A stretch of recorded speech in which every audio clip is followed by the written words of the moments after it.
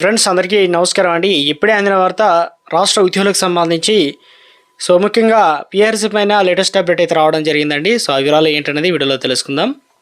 వీడియోని పూర్తిగా చూడండి, కంప్లీట్ ఇన్ఫర్మేషన్ అయితే అర్థమవుతుంది. మీరు ఇంకెవరైనా సరే మన ఛానల్ సబ్స్క్రైబ్ చేయకుండా చూస్తున్నట్లయితే వెంటనే మన ఛానల్ సబ్స్క్రైబ్ చేసుకోండి. చూస్తున్నారు కానీ లైక్ చేయడం మర్చిపోతున్నారు, వెంటనే లైక్ చేయండి.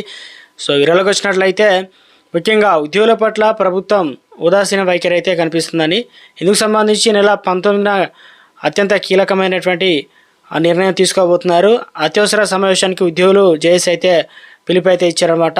ఉద్యోగులకు సంబంధించినటువంటి రావాల్సిన పెండింగులు ఏదైతే సమస్యలు ఉన్నాయో వాటిని పరిష్కారం దిశగా ఆగస్టు 15వ తేదీలోగా పరిష్కరించాలని తెలంగాణ జేఏసీ గడువు ఇచ్చినప్పటికీ కూడా ఇప్పటివరకు 63 డిమాండ్లో ఆర్థిక భారం లేని సమస్యలు కూడా ప్రభుత్వం ఇంకా వాటిని పరిష్కారం చూపలేదని, ఇందుకు సంబంధించి ప్రభుత్వ వైఖరి బాగలేదని ప్రభుత్వానికి సంబంధించి డిమాండ్ అయితే చేస్తున్నారనమాట. ముఖ్యంగా ప్రభుత్వ అత్యవసర సమావేశం ఏర్పాటు చేయనున్నట్లు జేఏసీ చైర్మన్ మారం జగదీశ్వర్, అదేవిధంగా ప్రధాని కార్యదర్శి వచ్చేసి ఏలూరి శ్రీనివాసరెడ్డి తెలపడం జరిగిందనమాట. ఉద్యోగులకు సమస్యల పరిష్కారం కోసం ఉప ముఖ్యమంత్రి బట్టి విక్రమార్క, మంత్రులు శ్రీధర్ బాబు, పొన్నం ప్రభాకర్ నేతృత్వంలో సీఎం రేవంత్ రెడ్డి ఏర్పాటు చేసిన మంత్రివర్గ ఉపసంఘానికి కూడా ఆ తర్వాత ఐఏఎస్ అధికారులతో ఏర్పడిన కమిటీలకు ఉద్యోగ సమస్యలు పరిష్కరించాలని, ఇందులో లోపం జరిగిందని చెప్పేసి ఉద్యోగులు దుయ్యబట్టారు. ఎందుకంటే ఈ నెల 19వ తారీఖున ముఖ్యంగా సంచలన నిర్ణయం తీసుకోబోతున్నట్లు, భవిష్యత్ కార్యాచరణ కూడా ఎలా ఉండబోతుంది ఏందనేది చెప్తారన్నమాట, ప్రకటించనున్నారన్నమాట.